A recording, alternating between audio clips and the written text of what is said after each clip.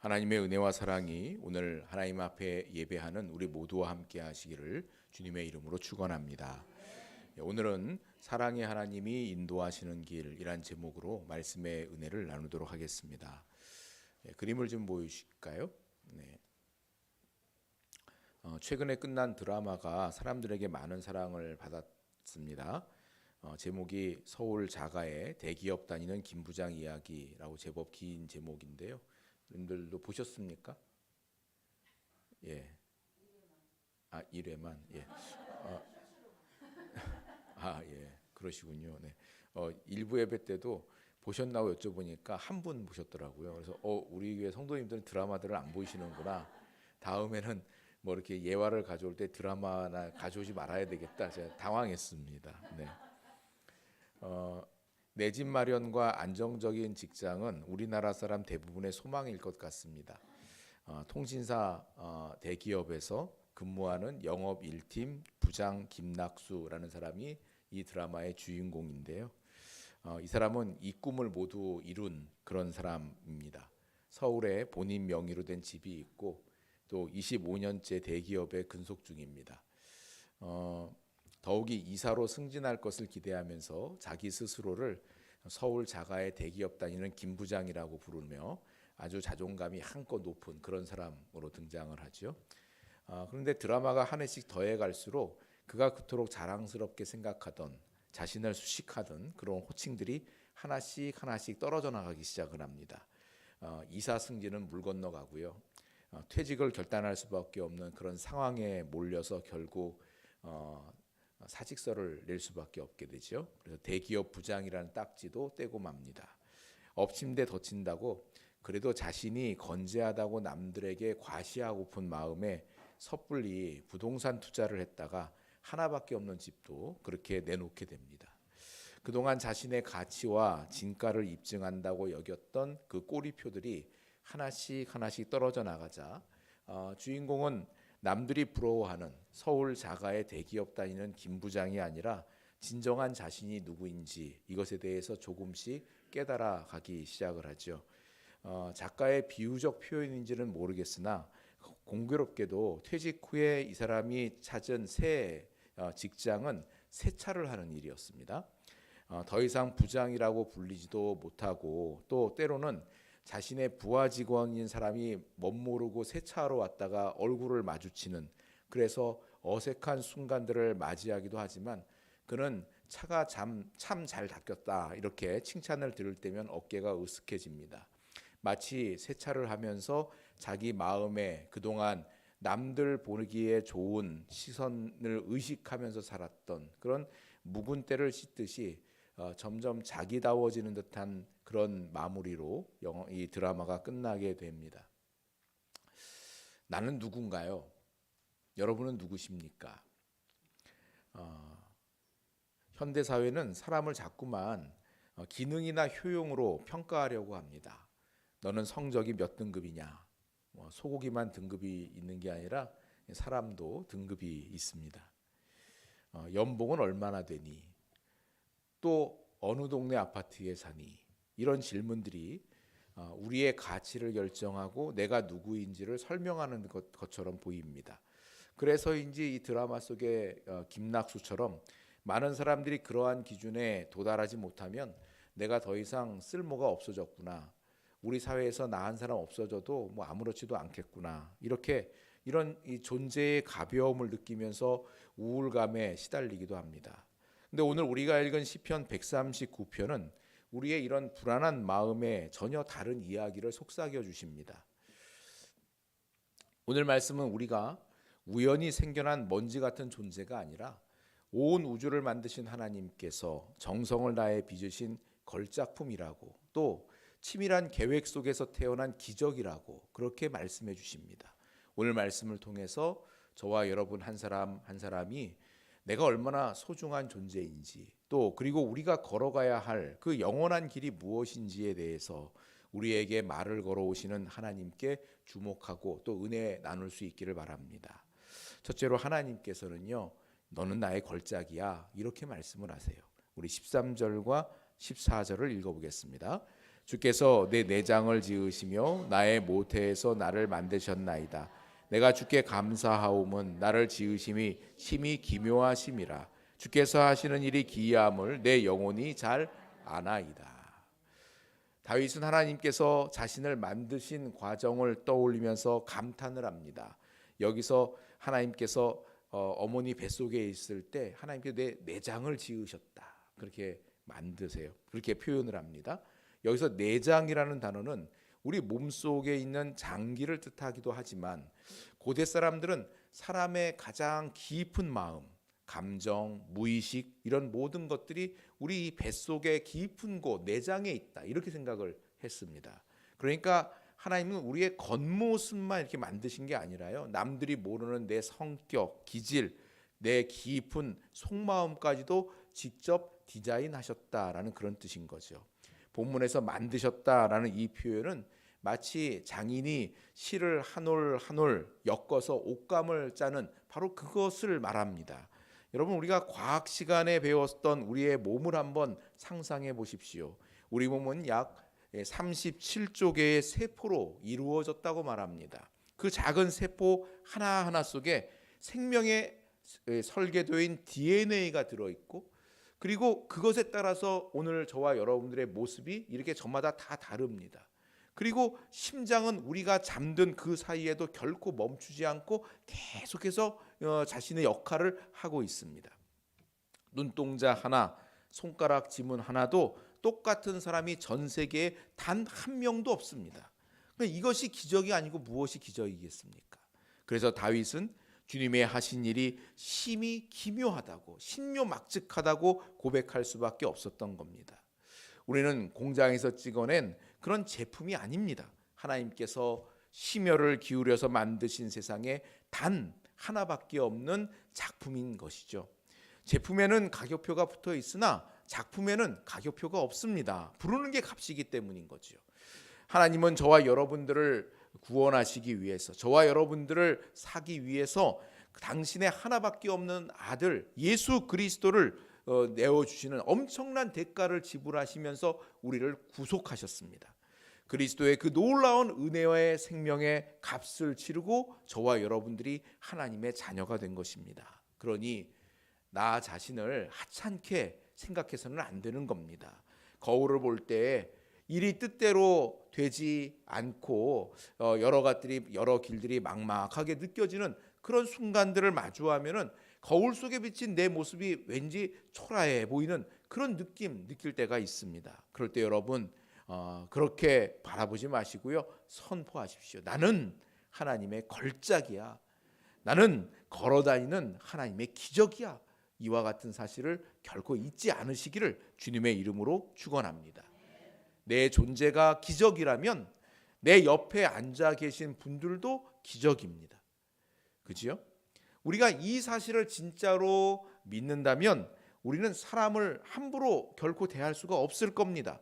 길을 지나가다가 마주하는 사람, 학교 친구, 직장 동료, 그리고 때로는 나를 힘들게 하는 내 곁에 있는 가족들까지도요.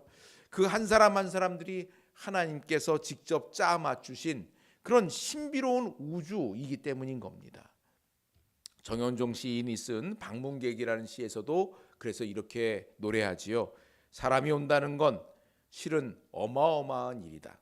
그는 그의 과거와 현재와 그리고 그의 미래와 함께 오기 때문이다. 한 사람의 일생이 오기 때문이다.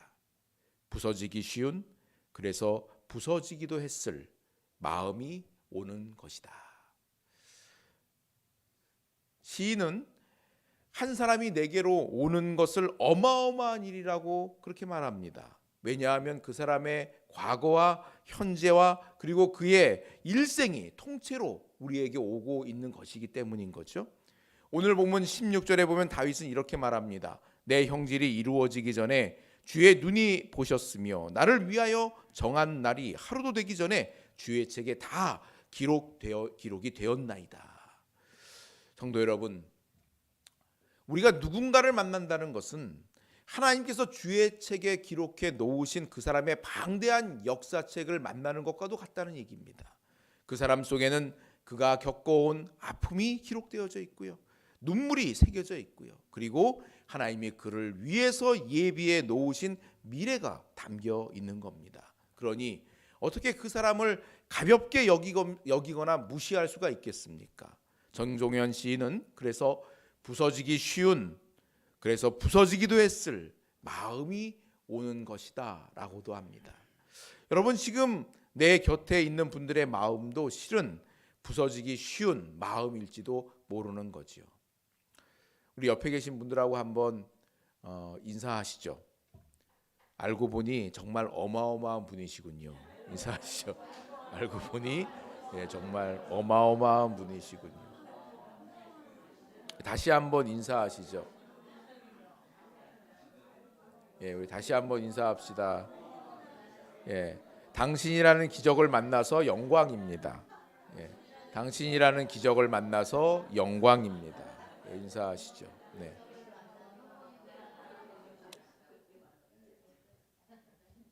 우리가 농담처럼 인사했습니다마는 나 자신이, 그리고 우리가 매일 마주하는 사람들이 기적이라는 것을 기억하면서 살 수 있기를 주님의 이름으로 축원합니다.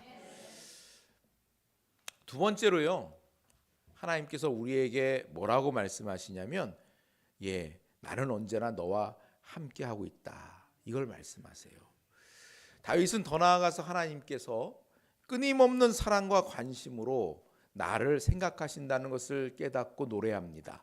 우리 17절과 18절을 읽어보겠습니다. 하나님이여, 주의 생각이 내게 어찌 그리 보배로우신지요, 그 수가 어찌 그리 많은지요. 내가 세려고 할지라도 그 수가 모래보다 많도소이다. 내가 깰 때에도 여전히 주와 함께 있나이다. 여러분, 누군가를 깊이 사랑해 보신 적이 있으시죠? 사랑에 빠지면 자꾸 그 사람 생각이 납니다. 자녀를 사랑하는 마음이 우리 안에 가득하면은요, 혹시 자녀가 몸이 아파서 아픈 채로 학교에 가면 하루 종일 얘가 학교에서 괜찮을까, 몸이 너무 아파서 힘든 건 아닐까, 그 생각이 끊이지가 않죠. 사랑하면 밥을 먹을 때도 그 사람 생각나고요, 또 길을 걸어갈 때도 그 사람 생각나고요, 잠들기 전에도 온통 그 사람 생각뿐인 겁니다. 근데 하나님이 바로 그러하시다는 거예요. 얼마나 우리를 향한, 저와 여러분을 향한 하나님의 생각이 많으신지 모래알보다도 더 많다는 얘기입니다. 그래서 그 다음 날 다윗이요 뭐라고 얘기하냐면, 그 하나님의 그 많은 나를 향한 그 생각이 얼마나 많으신지, 모래알보다 많아가지고 그 하나님의 그 은혜로운 생각들을 생각하다가 잠들었는데 깰 때도 여전히 주님께 그 생각이 많다는 걸 깨닫게 된다라고 그렇게 노래하고 있는 겁니다. 근데 하나님의 이러한 그 열렬한 사랑은 오늘날에는 흡사 짝사랑처럼 느껴집니다. 오늘 이 시대는 무신론이 득세하는 시대이고 하나님에 대해서 무관심한 그런 시대를 저와 여러분이 삽니다. 사람들은 더 이상 하나님에 대해서 관심이 없어요. 그저 하나님이 밥 먹여주냐 이렇게 말하면서 하나님 없이도 돈과 또 기술과 쾌락만 있다면 얼마든지 행복할 수 있다고 그렇게 생각들을 합니다. 하나님에 대해서 이야기하면 촌스럽다거나 광신도처럼 그렇게 취급하기 일쑤인 것이죠. 그래서 하나님이 만드신 이 세상에 발을 디디고 살면서도 하나님과 상관없이 살아가고 있는 겁니다. 이것은 세상 사람들만 그런 것도 아닙니다. 교회에 다니는 사람들 중에도 실제 삶의 중요한 결정을 내릴 때는 하나님을 전혀 생각하지 않고 마치 하나님이 안 계신 것처럼 살아가는 그런 사람들도 있습니다. 이것을 실천적 무신론이라고 이야기하는 거예요. 입술로는 하나님이 계시다고 말을 해요. 신앙 고백도 합니다. 예배도 정기적으로 참석을 합니다. 그렇지만 실생활에서는 하나님 없이 하나님과 상관없는 삶을 사는 겁니다. 그래서 오늘 이 시대에 가장 흥망하는 종교는 무신론이라고 이야기하는 겁니다. 이런 세상 풍조 속에서 사람들은 영적으로 병들어가고 있습니다. 역사 이래로 가장 풍요로운 시대를 저와 여러분들이 살지만 여전히 행복에 굶주려 있는 그런 세태를 우리는 날마다 경험을 합니다. 옆집에 누가 사는지도 잘 모르고요. 누군가 죽어도 한참 뒤에나 발견되는 이런 비정한 무관심이 바로 하나님을 잃어버린 세상의 민낯인 겁니다. 이거 어디서 들은 이야기인데요. 요즘 이제 아파트에 사시는 분들은 이게 아파트 문이 서로 마주보고 있는 그런 구조로 되어 있는 경우들이 있잖아요. 예. 평소에 이제 그렇게 마주보고 있어도 왕래를 안 하고 이렇게 사니까 옆에 누가 사는지 잘 모르고 지내는 경우들이 많죠. 그렇게 왕래도 없이 살다가 아침에 출근 시간은 서로 다 비슷하니까 허둥지둥 문을 열고 나오다가 마주치는 거예요. 그러면 왠지 민망한 그런 상황이 연출이 되는 거지요. 그럴 때는 인기척을 느낀 사람이 문 안쪽에서 잠시 기다렸다가 나와야지, 같이 문을 열고 나오는 것은 예의가 없는 것이다. 그런 얘기를 어디서 들었어요. 그래서 그런가? 아파트에는 그런 예절도 있나? 네, 그런 생각을 했는데요. 하나님에 대한 무관심은 다른 사람에 대한 무관심으로 확장이 되고 결국 자기 자신에게만 집중하는 신경증적인 자기 애를 낳게 되는 겁니다. 사람들은 영원한 기쁨을 잃어버린 채 그렇게 스마트폰에 그 쇼츠 같은 또는 릴스 같은 그런 영상들을 보면서 찰나의 자극에만 그렇게 빠져서 공허함을 채우면서 몸부림치고 있는 거죠. 시편 139편의 다윗도 비슷한 상황에 처해 있는 것 같습니다. 우리 19절과 20절을 읽어보겠습니다. 하나님이여, 주께서 반드시 악인을 죽이시리이다. 피 흘리기를 즐기는 자들아, 나를 떠날지어다. 그들이 주를 대하여 악하게 말하며 주의 원수들이 주의 이름으로 헛되이 맹세하나이다. 시편 139편은 아름다운 찬양으로 시작을 하지만 19절과 22절 여기에서는 갑자기 분위기가 확 달라집니다. 다윗은 갑자기 목소리를 높이면서 악인들을 고발을 하고 심지어 그들을 심히 미워한다고 그렇게 성토를 합니다. 사랑의 하나님을 노래하던 다윗이 왜 갑자기 저주에 가까운 이런 말을 퍼부을까, 이런 생각을 하게 되는 거죠. 이 부분을 이해하려면 다윗이 처한 상황들을 상상해 볼 필요가 있습니다. 학자들은 이 시편 속 다윗의 상황이 하나님을 대적하는 문화와 그런 사람들 속에 둘러싸여 있는 그런 상황 가운데서 지금 이 시편을 노래하고 있는 것이다, 그렇게 이야기를 합니다. 이런 상황에서 다윗이 내가 악인들을 미워합니다 라고 외치는 것은 사람을 향해서 혈기를 부리는 게 아닙니다. 이것은 나는 하나님을 무시하는 이 세상의 유행을 따르지 않겠습니다, 나는 하나님과 함께 동행하는 삶을 살겠습니다 라는 그런 거룩한 결단을 다윗이 고백하고 있는 거라는 겁니다. 다윗이 이런 고백을 하게 된 것은 우리를 향한 하나님의 사랑이 얼마나 지극한지를 깨달았기 때문입니다. 하나님은 저 멀리 하늘에 계시면서 딴 생각하시는 분이 아니십니다. 바로 지금 이 순간에도 우리 한 사람 한 사람들을 향한 그 생각으로 가득 차 계십니다. 여기서 생각이란 단순한 상상이 아니라 우리를 향한 구체적인 계획, 하나님의 뜻을 말하고 있는 겁니다. 그 계획이 얼마나 많은지 바닷가의 모래알보다도 더 많으시다고 그렇게 노래합니다.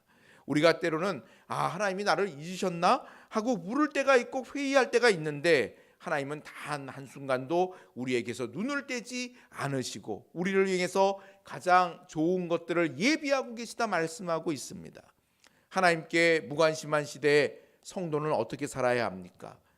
다윗과 같이 사랑으로 끊임없이 나를 생각하시는 그 하나님과 동행하는 삶을 힘써 결단해야 되는 겁니다.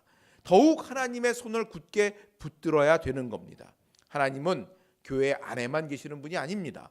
하나님은 우리의 가정에도 또 학교에도 일터에도 심지어 내가 가장 고통스러워서 힘들어하는 그 자리에도 우리와 함께 하시는 줄 믿으시기를 바랍니다. 이것을 믿는 사람이 바로 증인입니다. 우리를 향한 그 보배로우신 생각으로 가득한 사랑의 하나님을 인정하고 힘써 동행하는 것, 그것이 바로 하나님에 대해서 무관심한 이 시대를 이기는 가장 강력한 무기인 것입니다. 그리고 세 번째로 하나님께서는 우리들에게요, 어떤 흑암도 우리를 감추지 못한다라고 말씀하십니다. 우리 18절 하반절을 읽어보겠습니다. 내가 깰 때에도 여전히 주와 함께 있나이다. 아멘. 우리를 향한 하나님의 사랑이 얼마나 지극한지 다윗은 내가 깰 때에도 여전히 주와 함께 있나이다 라고 이렇게 노래합니다. 이 말씀은 우리가 아침에 깨어날 때를 의미한다고도 볼 수 있지만 영원한 안식에 들어가서 하나님의 나라에서 깨어날 때를 의미한다고도 볼 수가 있습니다. 우리를 향한 하나님의 사랑은 너무나도 지극하시기 때문에 죽음조차도 우리를 하나님의 손길에서 빼앗을 수가 없다 하십니다. 그래서 우리가 이 세상을 마감하고 하나님의 나라에서 눈을 뜰 때 우리 앞에는 우리를 사랑으로 맞이하시는 그 주님을 마주하게 될 것입니다.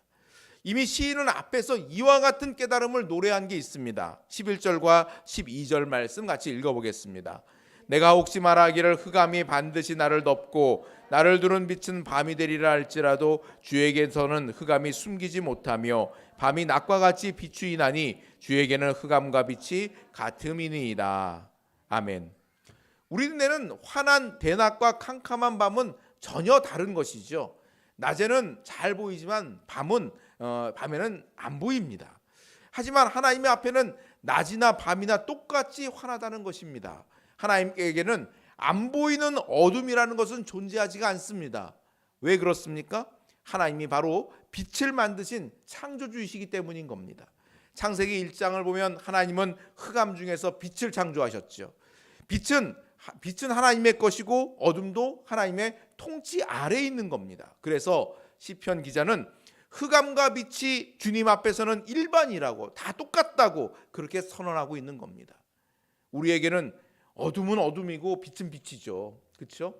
우리의 삶이 어둠 가운데 처하면 괴롭고 힘들죠. 밤길을 걸어가려고 하면 두려운 마음이 생기죠. 그런데 하나님은 그렇지 않으시다는 거예요. 하나님은 흑암이나 빛이나 다 똑같다, 일반이다 라고 말씀하십니다. 이 사실이 우리들에게 왜 중요합니까? 바로 여기에 우리를 향한 하나님의 변함없는 사랑이 담겨 있기 때문인 겁니다. 우리가 일생을 살다가 정말 힘든 밤을 만나는 때들이 있습니다. 사업이 망해서 앞이 캄캄할 때, 몸에 큰 병이 들어서 마음이 무너져 내릴 때, 혹은 믿었던 사람들에게 배신을 당해서 세상이 다 꺼진 것 같을 때가 있습니다. 그때 우리는 하나님이 어디 계신가? 왜 하나님이 나를 이렇게 고통 가운데 신음하게 하시나? 하면서 탄식을 하게 되지요. 하나님이 안 계신 것 같고 나를 못 보시는 것 같이 느껴지기 때문인 겁니다. 하지만 여러분, 그거는 우리의 착각이라는 겁니다. 마치 바닷속 깊은 곳이 캄캄해서 아무것도 보이지 않는다고, 아무것도 없다 생각하는 것은 인간의 착각인 것이죠. 내가 보기에 캄캄하다고 해서 하나님도 못 보시는 게 아니라는 얘기입니다. 내가 느끼기에 하나님이 멀리 계신 것처럼 느껴진다고 해서 하나님이 실제로 멀리 계신 게 아니라는 얘기입니다. 더 나아가서 이 말씀은 우리 인생의 가장 마지막 어두움인 죽음마저도 하나님의 사랑을 끊을 수 없다는 것을 선언합니다. 18절에서 다윗은 내가 깰 때에도 여전히 주와 함께 있나이다 라고 말씀합니다. 우리가 죽음의 문을 통과하고 하나님의 나라에서 눈을 뜰 때 바로 주님께서 우리들을 만나주시고 마주하게 될 것, 우리를 안아주실 것, 그것을 말씀합니다. 아무리 사랑하는 사람이라도 무덤까지 따라올 수는 없습니다. 아무리 많은 돈도 죽음 이후를 책임져 주지 않습니다. 하지만 우리 하나님은 우리가 죽음의 강을 건너 눈을 뜨는 그 순간에도 내가 여기 있다, 내가 너를 기다렸다 하시면서 우리를 꼭 안아주실 것입니다. 할렐루야. 다윗은 주의 생각이 어찌 그리 많은지요, 모래보다 많습니다 라고 노래합니다. 내 인생이 꼬인 것 같고 답이 안 보여도 때문에 낙심하지 마시기를 바랍니다. 하나님께서는 모래알보다도 더 수많은 계획, 우리의 구하고 생각하는 것 위에 더욱 넘치는 플랜 B를 저와 여러분들을 위해서 갖고 계시는 분이기 때문입니다. 하나님의 생각은 우리의 죽음 넘어 영원까지 이어져 있습니다. 그러므로 우리도 다윗처럼 23절과 24절의 기도를 드릴 수 있습니다. 우리 23절과 24절 같이 읽어보겠습니다. 하나님이여 나를 살피사 내 마음을 아시며 나를 시험하사 내 뜻을 아옵소서. 내게 무슨 악한 행위가 있나 보시고 나를 영원한 길로 인도하소서. 아멘. 다윗은 세상의 악인들에 대해 분노했지만 마지막 순간에는 다시 자기 자신을 돌아봅니다. 하나님, 저들을 욕하던 제 마음속에도 혹시 하나님을 잊어버린 무관심이 들어있지는 않습니까? 내 안에 치유되지 않은 상처와 우상이 있지는 않습니까? 나를 수술대 위에 올리시고 나를 살피시고 고쳐주옵소서 기도하는 겁니다. 그리고 영원한 길을 하나님 앞에 구합니다. 이 길은 단순히 도덕적으로 착하게 사는 길이 아닙니다. 죽음을 넘어서 생명으로 이어지는 길, 바로 예수 그리스도께서 앞서 걸어가신 십자가와 부활의 길을 의미하고 있는 겁니다.